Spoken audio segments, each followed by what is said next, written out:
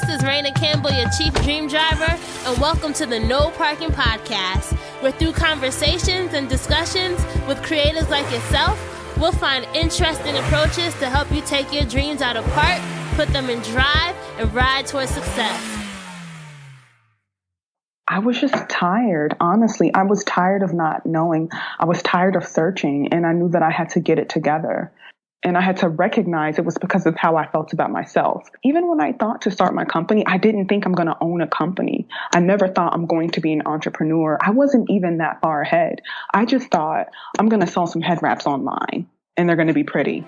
Hey Dream Drivers, welcome to episode 87 of the Dreams and Drive podcast. And today we're going to be speaking with Stella, who's the founder of The Wrap Life, which is a premier online retailer for head wraps. And The Wrap Life's mission is to help connect women all over the world, inspiring creativity and self-expression.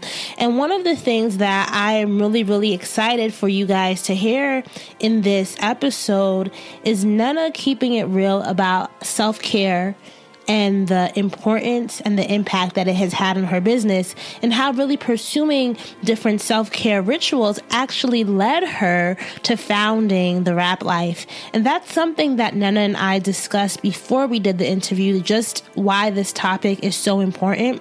And as I said, this month, I wanted to share stories of women who were building brands, women who had stories to share that I think are ones that we don't talk about a lot, and definitely a lot of the things that we talk about in this episode, including, the power of relocation, how to acknowledge your strengths, how to be consistent in goal setting, love's impact on Nnenna's journey. These are all things that we need to talk about more as dream drivers. So I hope that hearing Nnenna talk about how all these things played out in her life will be inspiring and encouraging to you. I want to say thank you to everyone who has shown love this month. This has been one of the best Dreams and Drive months we've had. Episode 86 with Sarah Vega received so much engagement online. Sarah reached out to me and told me that someone reached out to her and was like, that episode helped me not commit suicide. Now, if that's not powerful, I don't know what it is. And if you haven't listened to episode 86, I encourage you to do so. But Sarah was just keeping it real, transparent, and honest about struggles that she's had and how she's overcome it. I want to read a review that someone left on Apple Podcasts. Her name was Miss Bad, and she titled it, "You're Not the Only One Going Through It." And it says, Raina, this podcast is a representation of overcoming. I listen to the interviews and I'm surprised at what people go through just to fulfill their dreams. Every podcast has a message to give. I'm in a place where trials is all I've been through, and with my spiritual growth, I'm learning that it's more to life, so I can't give up because of what my circumstances are now. I'm blessed, and Dreams and Drive just put everything in perspective for me. Thank you. Reading reviews like that one is encouraging to me, and it's affirming to, my why, because one of the reasons why I continue to be consistent with this is because I know that it's helping other people. And I think that we all need to have a place that we can go to. And I hope that Dreams and Drive is a place that many of you also see as, a source of comfort, a source of inspiration and encouragement, and just a source of, renewal. One last thing I want to say is make sure to follow us on social. We are Dreams and Drive across the board on Facebook, Twitter, and Instagram, and use the hashtag Dreams and Drive as well when you are engaging. If you want to join our private Facebook group, all you have to do is go to dreamsanddrive.com/Facebook and you can gain access there. I can't wait to hear what you guys think about this episode. Enjoy. Hi, Nnenna. Thank you so much for being a guest on today's episode of Dreams and Drive. Oh, thank you for having me. I'm excited to be here. I'm excited to chat with you. As we were speaking before, I've been a fan of The Wrap Life. I love what you're doing. I especially love your visuals. So we'll have to talk about that later. It's just so inspiring to see another, woman of color out here pursuing her dreams, finding herself, and building a company that is inspiring others. Thank you. Wow, that sounds really cool. I'm doing that. That's awesome. So I love to start all our interviews kind of going back in time, right? So let's rewind a few years. Do you remember who Nnenna was as a child? What inspired you back then? I think What inspired me was literature. I loved reading because it could take me from my current space to another. Mm-hmm. And it's like we didn't really have like summer vacations, like when school was out. It was like either watch TV or go outside and play. So I did a lot of reading, and I think that inspired me a lot. I had this insatiable drive for just understanding things and learning new things. So I would just say reading, that was one thing that really inspired me and opened up an entirely new world to me. So yeah. Where did you grow up? I grew up in Little Rock, Arkansas. Okay. Yeah.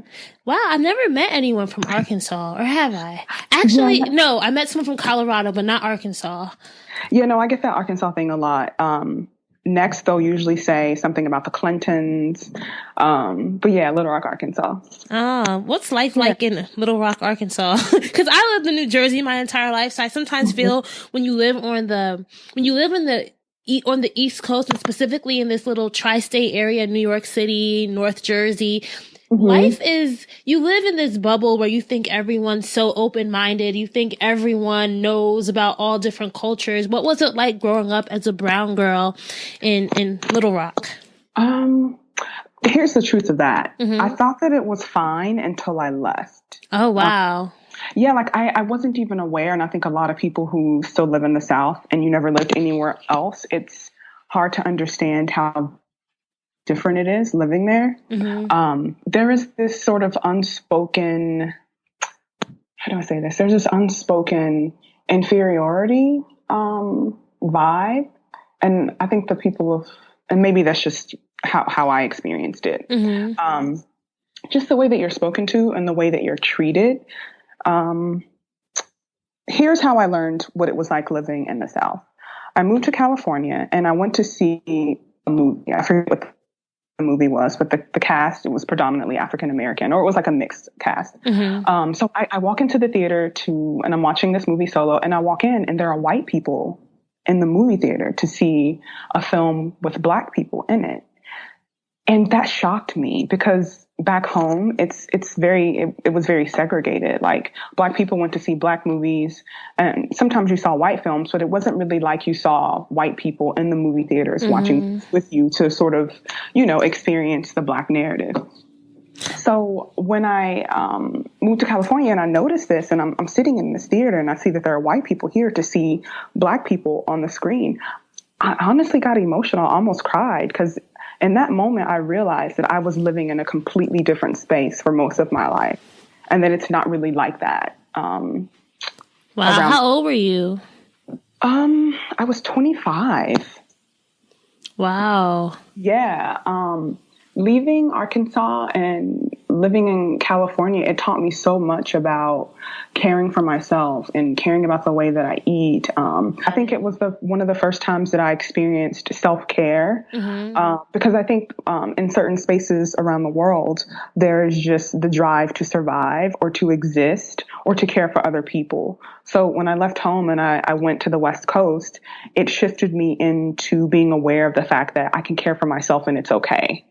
I can care about the way I look or working out or eating well. And that was a new thing for me. I wasn't entirely aware of that. So what prompted you to leave home? So at this point, so I'm guessing you left Arkansas at 25. What kind of happened leading up to that where you're like, all right, I need something different? I did. I graduated college and I recognized that there were some women who did not go to college. Let's just be honest. They were white women. They didn't go to college and they were placed in jobs and they were making good money. And I had graduated and I still couldn't find placement that I was proud of in the workforce. So, and I wasn't consciously aware of what life was like in the South compared to other places in this country, but something was telling me that I needed to leave. So, I'd never been to California before, but I wanted to live there. So one thing led to another. I think I visited a few months before I finally moved, but it was this really small thing. I watched the movie Ray with Jamie Foxx. And there's this line. He says something about the palm trees. I don't remember exactly what it was. But after I watched that movie, I decided at that moment that I was going to move. Wow. I don't even remember exactly what he said. So in a couple months, I had packed up my stuff, put it into storage. I met another girl who was moving there. I packed up my little Honda Civic and I drove like almost 26 hours straight from Arkansas to You Los Angeles. drove to California? I drove. Yeah, I took a 45-minute nap in a hotel parking lot, and then we got back on the road, and yeah.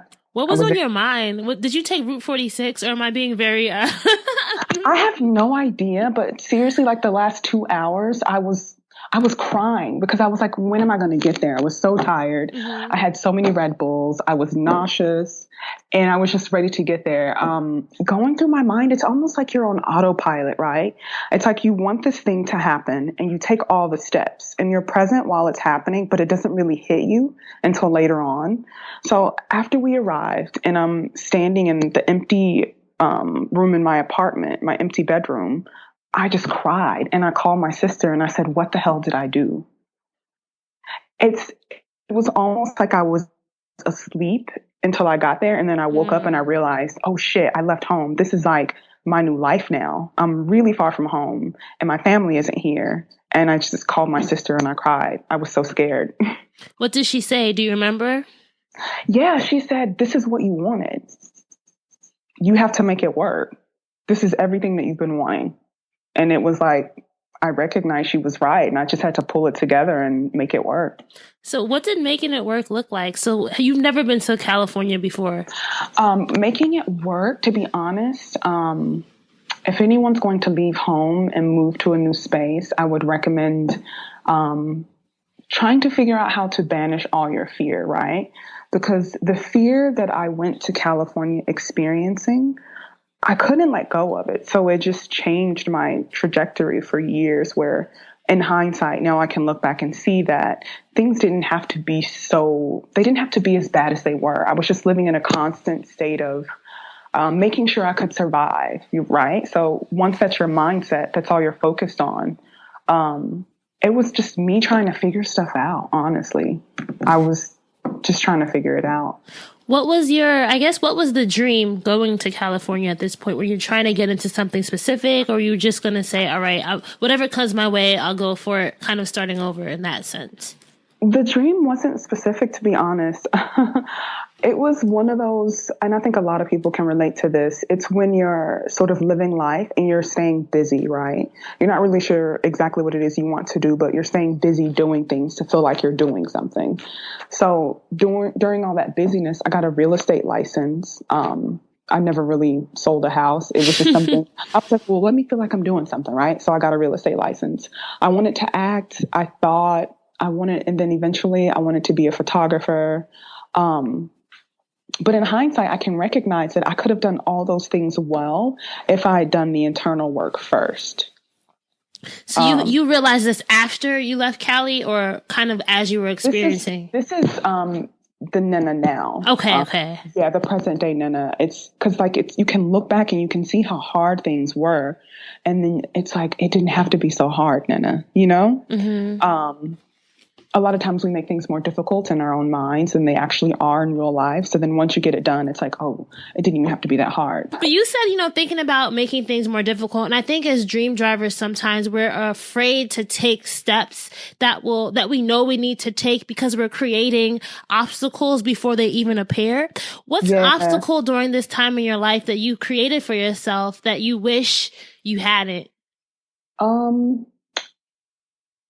The obstacle that I created was believing that I had to have everything figured out before I took a step. Yeah, it's like, okay, well, I got to do this first and then I can do that. That isn't always true, Mm-hmm. And I think a lot of people they live their entire lives waiting for that first step or waiting for that next thing, when ultimately you just have to do it and then figure it out after you've taken that step. Was there any steps that you wanted to take, like, some type of inner dream that you really wanted to pursue that you kind of have been putting on the back burner during this moment?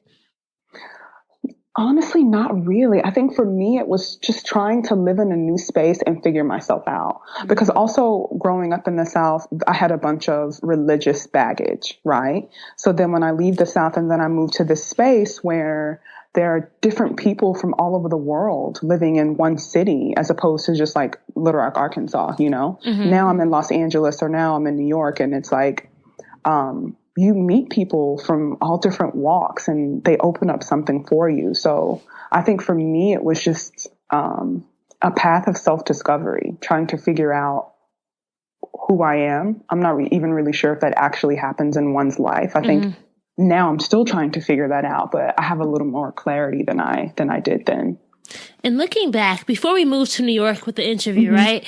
Looking back, do you think that you needed to move in order to start the path of self-discovery? And that's actually a listener question. I'm just remembering, I can't remember who asked me this. So sorry if you're listening and you asked me to ask this on one of the interviews, but someone had asked, you know, is relocation always pivotal to the opening up a path of self-discovery? What do you think? For me, I'm going to say absolutely. Absolutely. Because, I mean, if you think about it, right, when you're in one environment and you move to another, that's almost another world. It's another universe, right? So when your environment is different, it sort of forces you to open up. It forces you to ask new questions. It forces you to be honest with yourself. And I'm not sure if I could have been on that path still living in Little Rock, Arkansas, right? I was still figuring out what kind of God I believed in. I was still going to the same church. I just needed a new environment. Sometimes you need a culture shock. Sometimes you need to be shaken up a little bit in order to understand yourself on a deeper level.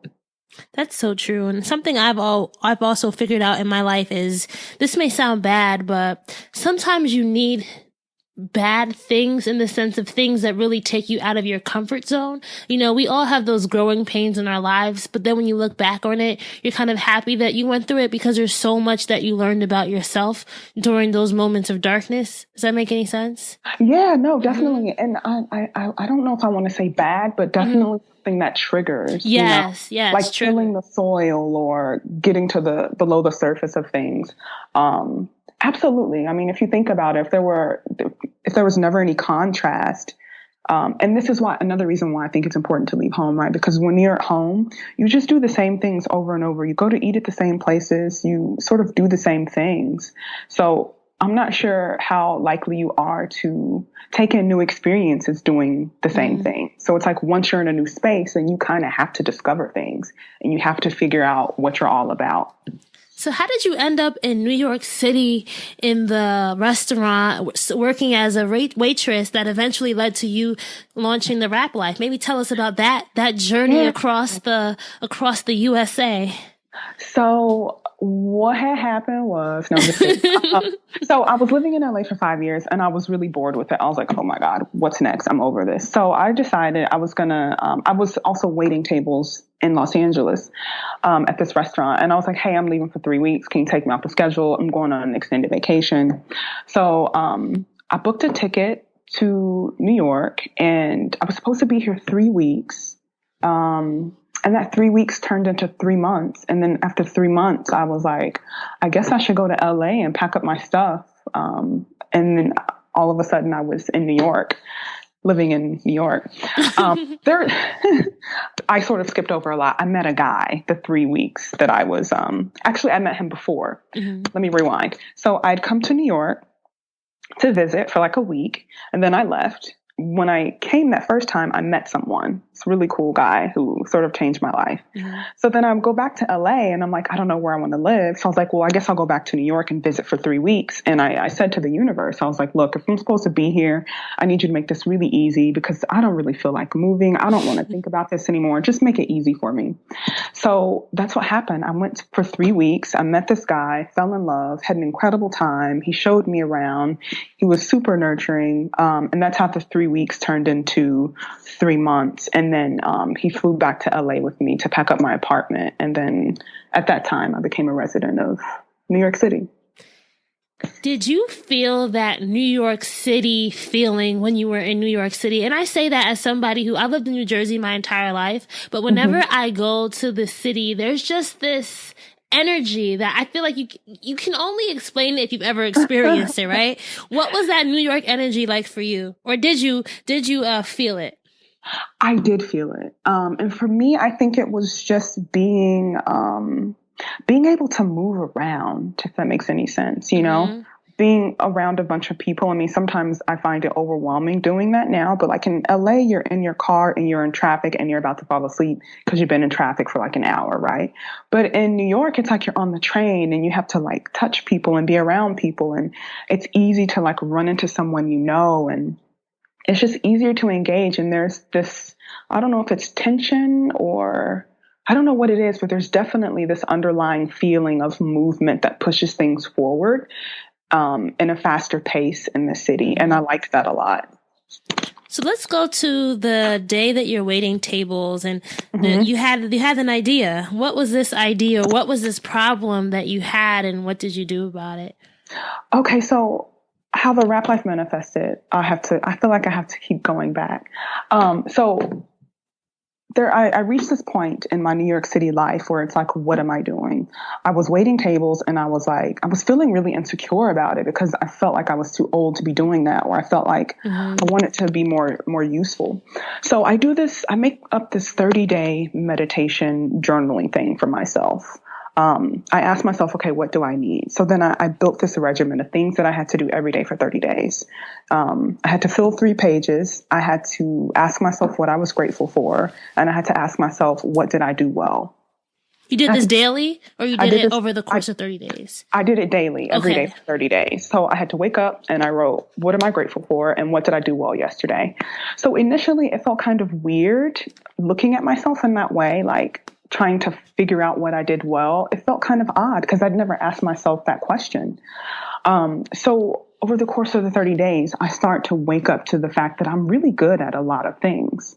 Even if they felt minor at the time, after the 30 days, I just felt this sort of like I had opened up to myself and what was possible.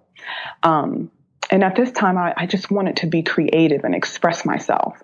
So I thought, how can I do that? How can I express myself? And I had this scarf that I bought from Target. And so I wrapped it around my head and it looked really cute. But I was like, I kind of want like the real thing head wrap. I want like a legit African print head wrap.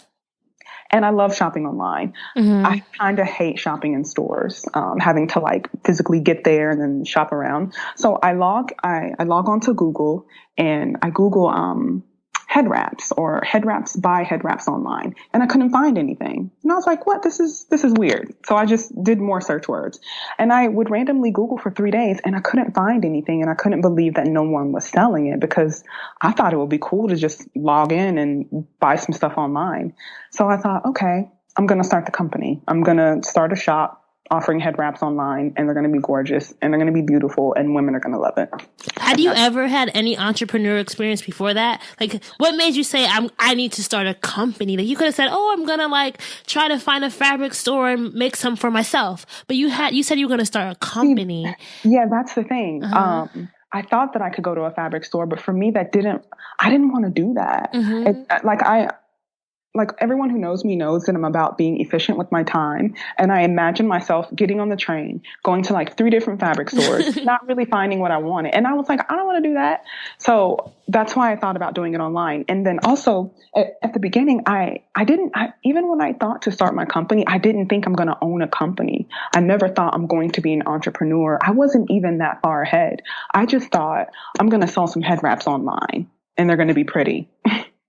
Like, that was the only step I had taken in my mind. I'd never had any entrepreneur experience. Like I never one time in my life thought I want to be a business owner. But the 30-day work showed me the skills that I had, and knowing what I was good at helped me be able to say, I'm going to offer head wraps online. Where did you get the idea to do this 30-day meditation work or this journaling?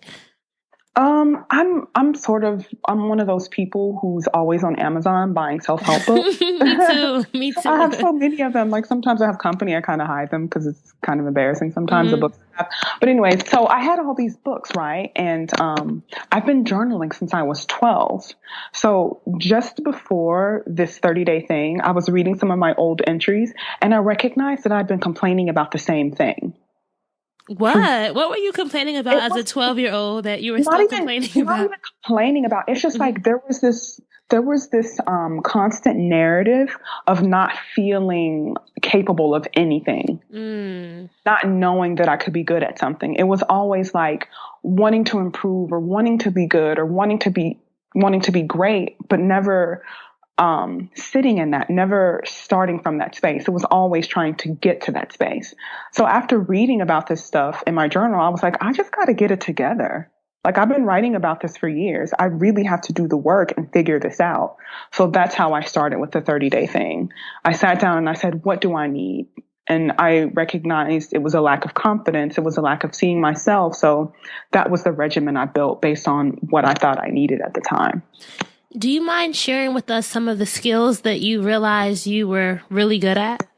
Yeah. And this is the thing. And I think a lot of people, when they're trying to figure out what they're good at, they take for granted the really small things, right? So I've been waiting tables for a long time. I recognized that I was good at multitasking, right? Mm-hmm. And this is one of the pivotal things for me when I had to write, what did I do well yesterday? I was waiting tables and there's usually 5 girls on the floor, but for some reason we were short 2 girls. So there was only 3 girls. And at the end of the night, when we turned in our tips, I made like $1,000, like $900 or $1,000, close to $1,000 in tips. In a night? In a night, yeah. And the other girls brought in like 400, 450, close to 500. So I recognized I doubled what the other girls made, right? So normally it would have been easy for me to just be like, whatever, that's not a big deal. But every day I had to sit down and write what I was good at. So I had to acknowledge the fact that I was good at something, even if I thought it was small, right? Mm-hmm. So little things like that, like being able to multitask, being able to anticipate someone's needs or desires, reading body language, just being on top of it. And I thought, if I can wait tables, I can own my own company. You know, something else that I'm hearing from that as well is you were consistent. What if you had just done this exercise for 2 days, right? Mm-hmm. Maybe you wouldn't have reached that point. What helped you be so consistent in wanting to reach the goal of, reaching the 30 days of doing this? I was really tired of... I was just tired, honestly. I was tired of not knowing. I was tired of searching, and I knew that I had to get it together. It's basically when you reach a point of knowing or realizing this is it. I can't half do this. I have to give it everything, I have to figure this out. I have to figure out why I feel this way. I have to figure out why I keep repeating patterns because I recognize, I'm getting a real estate license. I graduated college and I'm doing the work, but there's no fruit. And I had to recognize it was because of how I felt about myself. So that 30 days was me being honest with myself and saying, Nnenna, you have to do the work before you can move forward. So you said you had to figure it out. What were some of those first things in building a business that you had to figure out? Especially because you've never built a business before. You had no entrepreneurship background, but you had this desire to build this company or to solve this problem, first off for yourself and then for other people. So kind of walk us through the first few weeks of building the brand and some of the challenges, some of the things you had to work through. One of the main things you have to work through is getting yourself to do the work, even when you don't want to do the work. It's having a certain, seriously, yeah, it's like, excuse me.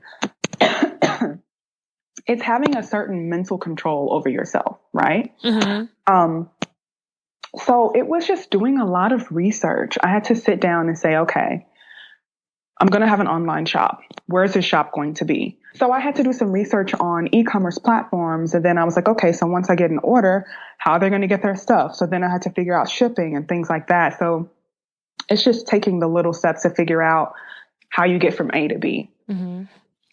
It's funny because my 9 to 5 is I work at an e-commerce fulfillment center. I work in marketing at an e-commerce fulfillment center. And that's a whole world that before I got this job, I never thought about. When I order something online, it's in a warehouse somewhere or someone's actually individually placing it, packing it up, shipping it to me. I never thought about that until I started working here.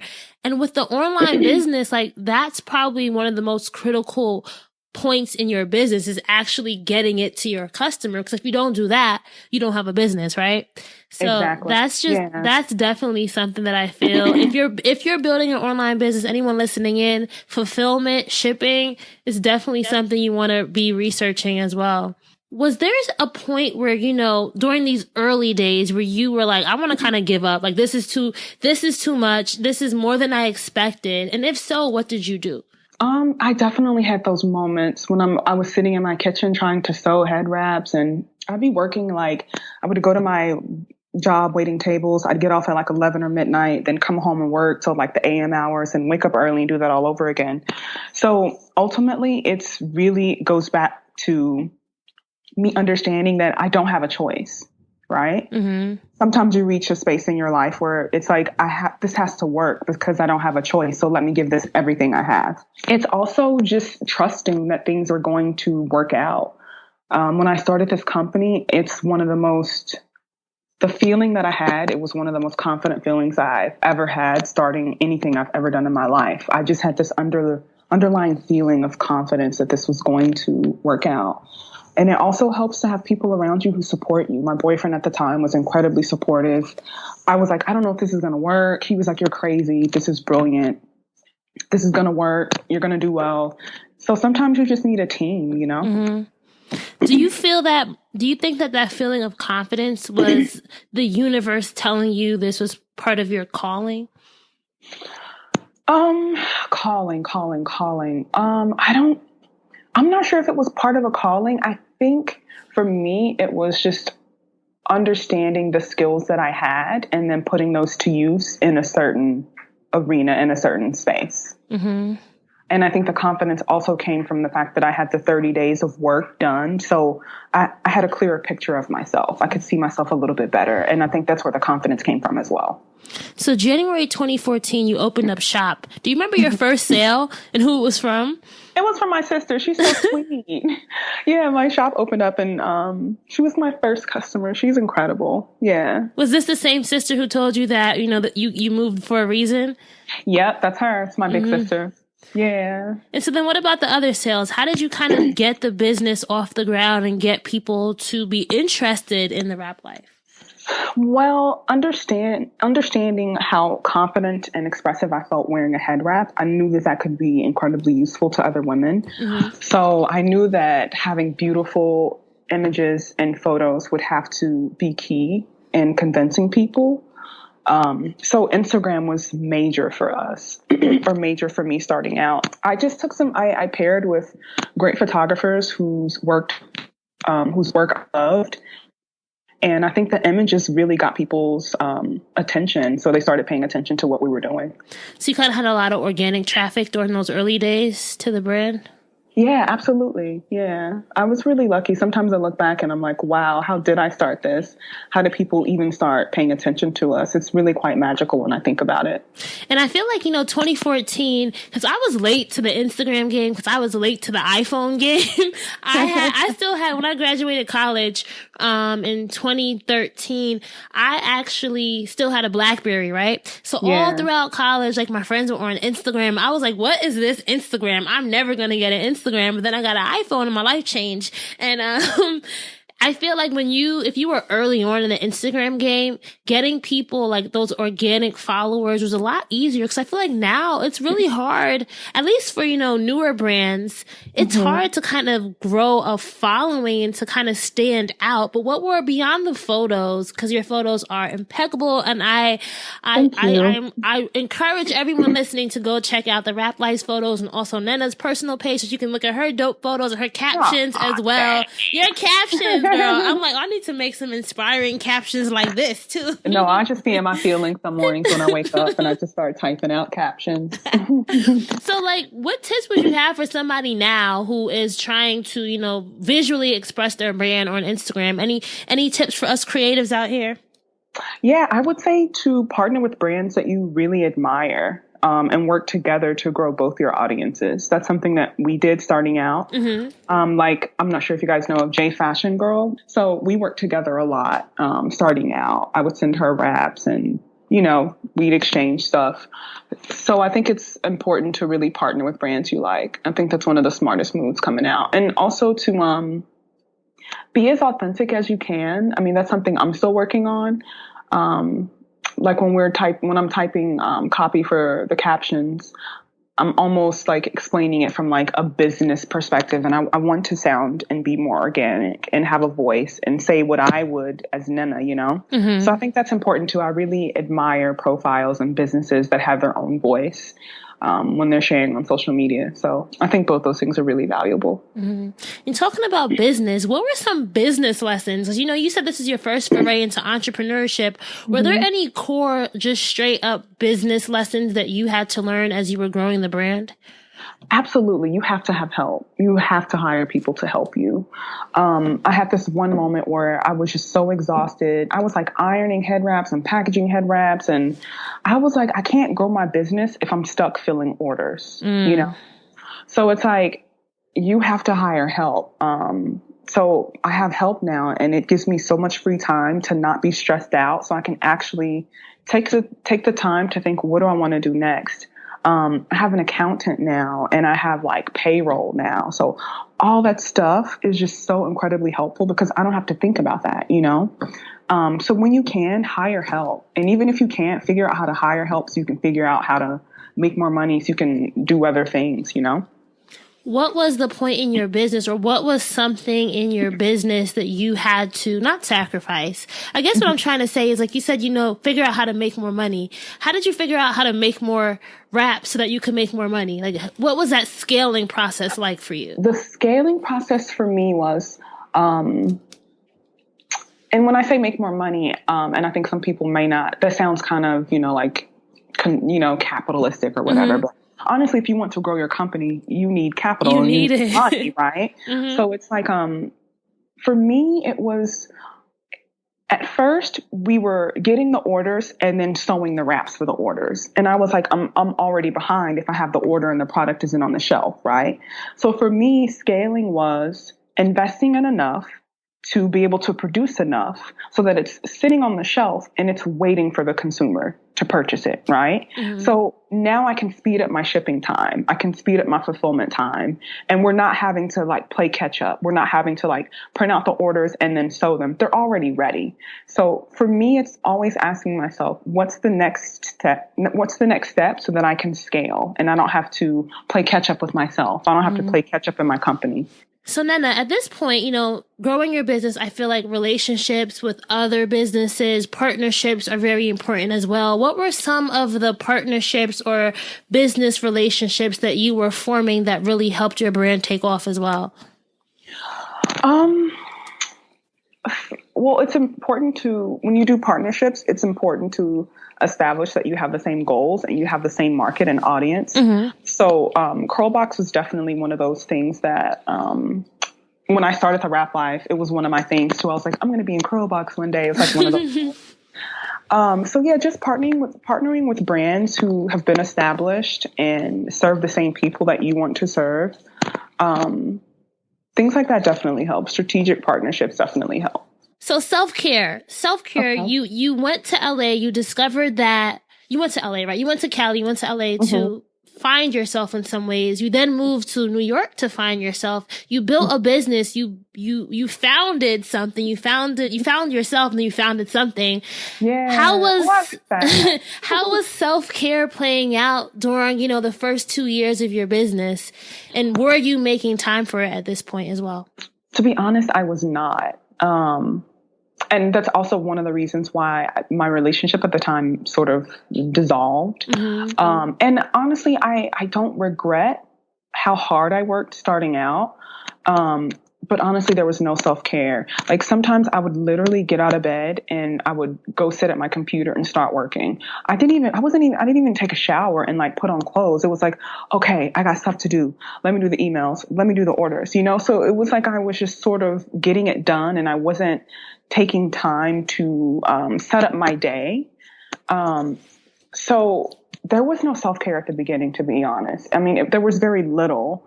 I didn't even know how to be kind to myself, even though I was working a lot, I still thought there's more I can be doing. I can be better. I can do more. I can do more. There was always more. So I feel like the self-care didn't start until recently, honestly. What does your self-care routine look like now? In the most basic form, it is just taking time to relax.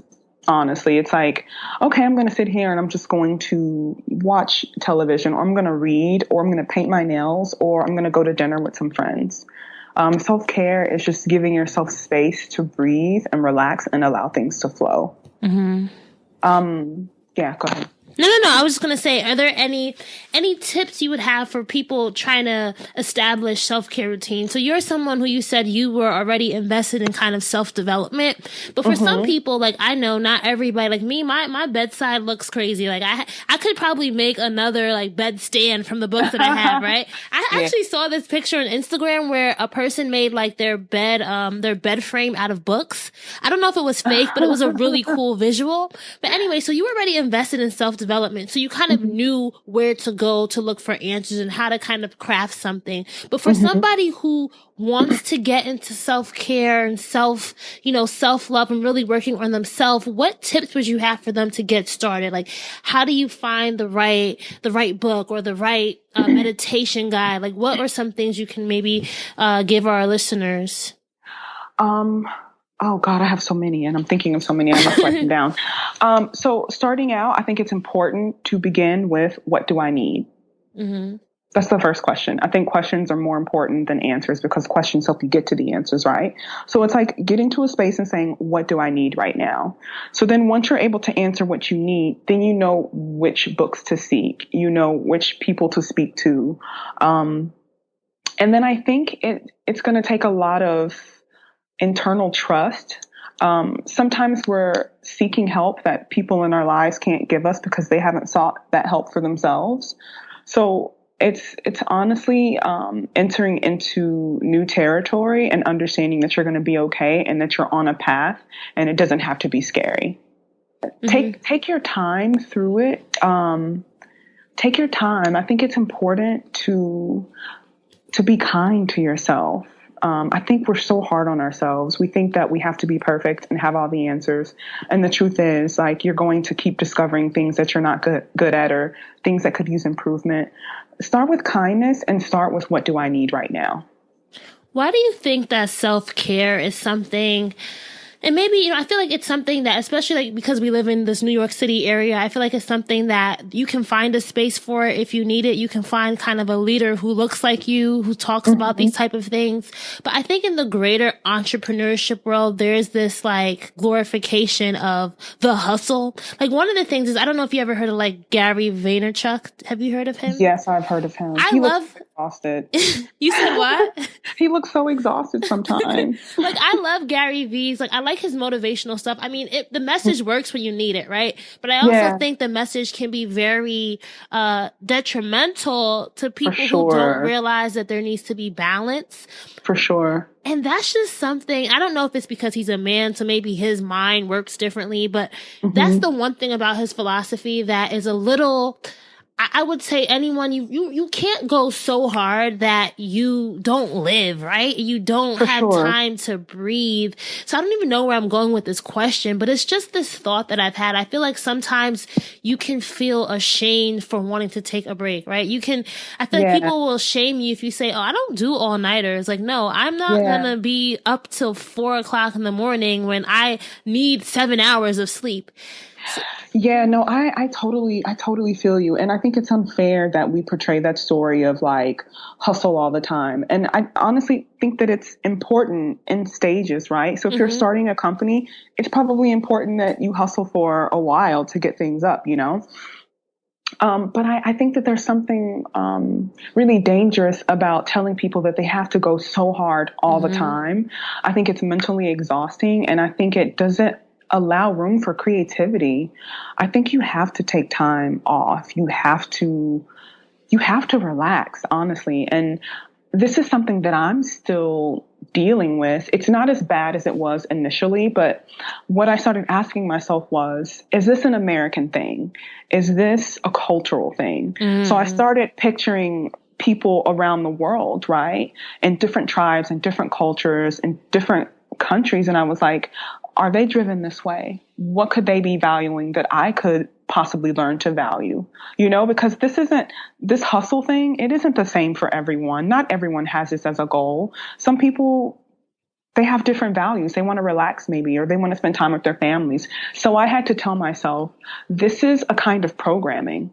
And honestly, it is. It's a kind of programming. It's a kind of brainwashing, feeling like you have to work so hard all the time. I mean, if that's your thing, do it. But I want to enjoy my life. I've worked hard. Seriously, I want to go to dinner with my girlfriends. I want to sleep in if I want to. I want to be able to finish work at 5, because ultimately that's why I'm an entrepreneur, so that I can create my own schedule. If I'm busting my ass all the time and I'm not taking time for myself, what's the point of everything?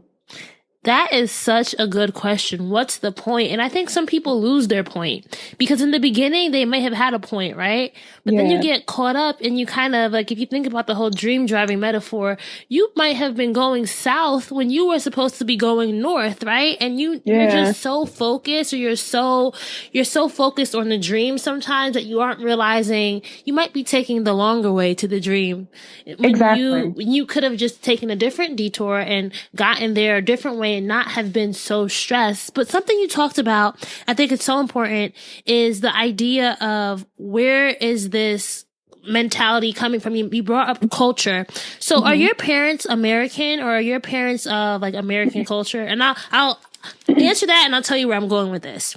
Okay. My father was not around. Okay. I couldn't tell you what he looks like. He left when I was a baby. Okay. So I didn't really have that side. He is Nigerian, but I didn't grow up with a traditional Nigerian upbringing. Okay. And my mother was from the South. She had a really hard life. She's like one of the strongest people that I knew. Mm-hmm. She passed a little over a year ago. Okay. But she worked really hard. And this is another thing that I noticed about myself. My mother, she constantly had 2 jobs. So in my head, I'm thinking that using my body to work, like hard labor or waiting tables, that was gratifying, right? Because you're at the end of the day, you're exhausted. You feel like you did something. So when you're an entrepreneur and you're sitting at a computer all day, it's hard to feel like you got something out of that day, right? It's hard to measure your day. So I think that my work ethic just kind of came from my mom being so strong. She was a single parent. And my mom didn't coddle us, right? I started working at 16. Everything the clothes that I bought when I started working, I earned that, I put myself through school. I just learned how to take care of myself. And I think I learned that from my mother. And the reason why I bring that up is because my parents are Caribbean, so they're both Jamaican. And one of the things that have been hard on even my own journey is accepting that you can walk in your gift and you don't have to live up to other people's expectations. Because growing up Caribbean, for me, it was like, all right, Raina, what is this marketing thing that you want to do, right? I went to Princeton and I got a degree in sociology, and my parents were like appalled. They were like, what is sociology? My grandmother said to me, do you want to be a social worker? I was like, no, Grandma, that's not what sociology is. But I think that's just something that even as we're pursuing our dreams, for me at least, it was this idea of, I had this gift. I know I love talking to people. I know I love storytelling. And I think it took me a long time to accept that I could make something of it. And I think there's other people like that where we love our parents. Our parents teach us so much. Our family teaches us so much. But at some point, we also have to come into our own identity. And that's just something that I'm personally working on, is coming into my own identity and realizing that at some point, I have to define myself for me and not for what other people have. So that has been something in my own self-care routine, is really like affirming to myself that I am who I am because that's who I want to be. Yeah. And, that's just a little note about. Here's the thing. And this is what I would tell anyone struggling with that. This is your life. And it's that simple. This is your life. And I think that every generation, we're going to have parents who don't understand what their children are doing, because honestly, technology is advancing us, right? So every generation has new options. They have new art. They have new commerce. They have new everything. So it makes sense that they're going to go into new things that the parents aren't going to understand. But it's up to you to honor your life and your existence by doing what you love, figuring out what you love, and having the courage to say, Mom, I know you might want me to do this, but honestly, this is my life. I have to wake up and do this every day. You have to be brave enough to say, this is my life. This is what I'm doing with it. Definitely. And how has love helped you along your journey? Because I don't know where I read this, and maybe when we talked before the interview at one point, you mentioned this, your photographer that's also your boyfriend right now, right? You met him and I forgot I was in a lot of research. I don't know where I learned this fact. You're awesome. But how has love now, because I know you came to New York City in a way for love, and that relationship, you said that relationship. That transitioned. Yeah. It transitioned. So now, and I feel it in your Instagram captions, and maybe that's why I am asking this, but for anyone who's listening, how can love also play into your life as an entrepreneur, or help to nurture it? Maybe give a sister some advice or some lessons, or not even lessons, just your experience on that, if you'd like to. Okay, yeah, no, that's a beautiful question, and I'm so excited to answer it, and I'm trying to feel through it right now. So love is important in the sense that I get to be myself, right? Mm-hmm. So what I'm learning now with the relationship that I'm in now is I can be loved even when I mess up, or even when I'm not perfect. And I know that sounds silly, but I think all my life I've felt that in order to have the love that I want, I have to be a certain kind of woman. I have to, do you know what I'm saying? You build a picture that you have to do certain things before you get the love that you want. But my partner now is teaching me that, even when, I can be not a complete jerk, but sometimes I can be moody and testy, and he will look at me and he will say, "No, I love you." Even when I'm being a jerk, because he knows that I need to understand that even though I'm not being perfect, and even though I'm being whatever I'm being, that I'm still worthy of being loved. And this is new to me. And how that love translates into being an entrepreneur is, I'm able to be more myself, right? I'm able to be honest. I'm able to understand exactly what it is I want, and I'm able to understand that I'm worthy of it. And I have a quote here. I also don't know where this came from. No, I think this is going to transition to what you just said is, okay. Again, I don't know where I got this one from. Tell people exactly what you need. You wrote that somewhere, and I think it was a caption or something. Why is that so important too along our journey as well? Yeah, I've actually spoken to my partner about this. And here's the thing. People cannot give you what you need if you do not tell them what it is. I think that it is unfair to expect someone to be able to read your mind or assume what it is you need, right? So if you establish a relationship where you're constantly saying, this is what I need, then that person can give it to you, right? So a lot of people are in relationships where they have these needs, and maybe they can't verbalize them. Maybe they don't know exactly what they are. But there are a bunch of unspoken things happening in that relationship where one person isn't saying, this is what I need. But for some reason, they're expecting that person to give it to them. So then things dissolve because you haven't been communicating and saying what you need, right? Mm-hmm. I think that applies in love. It applies in business. It applies in parenting. The people in my life, I tell them what I need. And then they can give it to me, and I can give them what they need. And it's a reciprocal relationship. Just tell people what you need. That's something that can be so scary, right? And I say that because, at least for me, I have this. Can you help me understand what's scary about that? Okay, it's so okay. Let me tell you. So I'm somebody who I've done. Have you ever done a personality test? Yes. So at one point I was an ENFJ, and that's they say people like Oprah. I think I forgot who else had that personality type. So it's kind of like being a people pleaser, and you like to make people feel good about themselves. So for me, I see telling you what I need as a possible confrontation that I don't want to have. And so it's I can tell you this directly, which would probably make me feel better in the short term.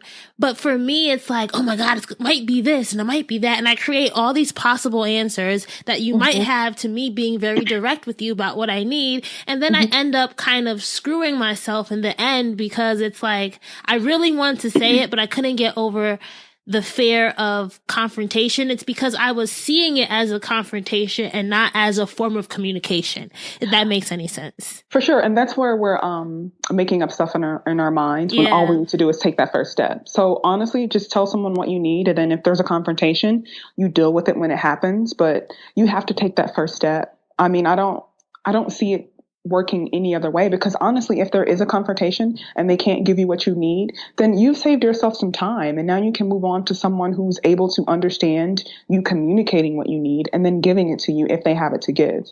That's so true. And that can also be applied in all types of relationships, like on the job. If anyone listening in is still working that 9 to 5, is being direct, letting people know what you need out of the relationship. Because your job is a relationship, right? It's like a paying relationship in some points. For sure. I think sometimes we can get stuck in just existing and not really existing with some purpose and some clearly communicated needs.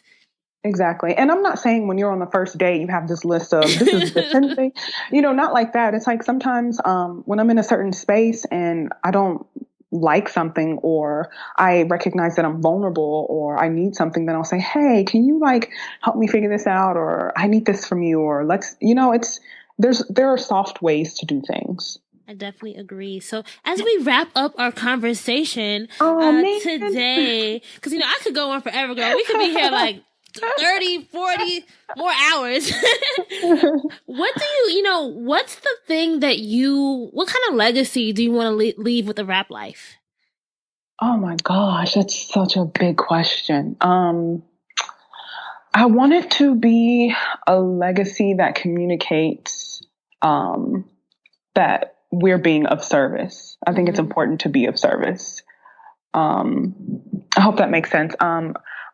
I ultimately think that everyone is here to help everyone evolve to the next level, whatever that is, to move forward in life. So we're all here to help each other. I'm not just here to have my company so that I can be self-employed. I'm here to help other women feel good or understand themselves better, or I'm here to employ women or to establish relationships around the world. We're all here to be of service. And I think that's what I want for the rap life. I want the people who shop with us and the people who observe us to understand that we are here to be of service. We're here to build a community and connect with women in some way. What's your biggest, your proudest moment so far with your brand, the company that you built? I don't know if I would have a super proud moment. I think there are a bunch of little bitty moments that feel really good. Like last year, I learned how to import, and that was such a big deal to me because I created this barrier in my mind. And then once I figured it out, I was like, it's not even that hard. It could be as simple as hiring an accountant to do all my bookkeeping and all that stuff, because it's really little things. But I don't know if there's a really, really super proud moment. I have a lot of proud moments. They all feel really good. So importing is when you're importing different fabrics? Is that what when I took a trip to Ghana last fall, and I saw these gorgeous fabrics, and I was like, man, I want to offer these in the shop. And then my boyfriend was like, well, why can't you? And I was like, I have to import them.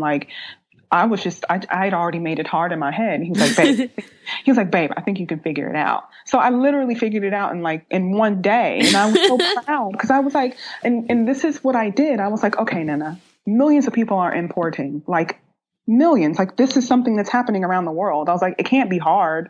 So it's just asking yourself the right question and getting over those little humps that you create in your own mind. And it took a day. For anyone listening in, there could be something that could take minutes that you've been putting off for years. You just have to jump. Yeah. As Alori Swink said in one of our previous interviews, she said, jump and build your wings on the way down. That's a quote that has stuck with me for the past year. Is sometimes we don't even realize we have wings.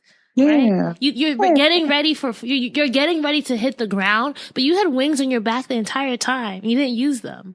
Yeah, or you can just stay up there coasting. You ain't even got to come down. Oh, that's true. See, look, I'm thinking of falling. You don't even have to fall. You could jump and really like fly. So it's not even a jump. It's just like a float into the sky. Yeah. So let's go into our lightning round, Nnenna. So at this point of the interview, I'm going to give you a prompt, and I want you to tell me the first word that comes to mind. And this is going to be sticking with our whole dream driving metaphor. Okay. So think of that when you hear the prompt. All right. Okay. Park. Oh, parallel. Reverse. Well, why am I blank? Red light. Neutral. Why? And then last but not least, drive. Forward. If you want to be a dream driver, you have to have your keys to success. So Nnenna, tell me 3 things that you think every dream driver needs in their toolkit before they hit the road. Support from friends and family. Someone to be that other voice that tells you got it, you can do it. You also need the ability to change your own mind, whether that means getting work done for the day or just changing how you perceive something. And then I think you also need the skill of observation, just paying attention to what's happening, what's needed, so you can assess how to move forward. I love that observation because I feel like there's so many ideas just waiting to be executed. And when people tell me, oh, I don't have any ideas for a business, I'm like, just sit down in the park one day and watch people living their life. And something could happen and something could spark an idea because I always feel like there's endless options out there. There's so many possibilities. And maybe it's because I'm like a dreamer at heart that I always am thinking of like new things, but I love that observation. I've never heard that key before, and I think that's something that's so important. Well, Nnenna, can you tell our dream drivers where they can find you and the Rap Life if they want to learn more about your products or learn more about what you're up to? Yes, you can find us online at www.therap.life, Life. You can also find us on Instagram at The Rap Life. You can find me, Stella, on Instagram as well, Stella.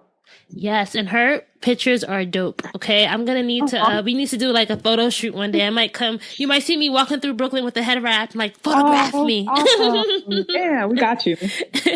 All right, thank you so much, Nnenna. This was fabulous. And I just feel so refreshed and so inspired. And I just want to say thank you once again. Thank you so much for having me. I've had so much fun. All right, so that's a wrap for episode 87 with Nnenna. I hope that you enjoyed hearing her dream driving story as well as her keys to success. And remember that self-care is so important on our journeys, and I think it's something that we all can invest more in. And when we do, you'll learn so much about yourself that self-exploration is key, and it will have a tremendous impact on your business, as Nnenna has shared in this episode. If you want today's show notes, or if you want to learn more about Nnenna, visit her website, therap.life. Go to our show notes page. I also have tweetables on there as well. So if you heard some great quotes that you want to share, they're probably listed on the show notes page. So you can check them out there. It's at dreamsanddrive.com and just click on episode 87.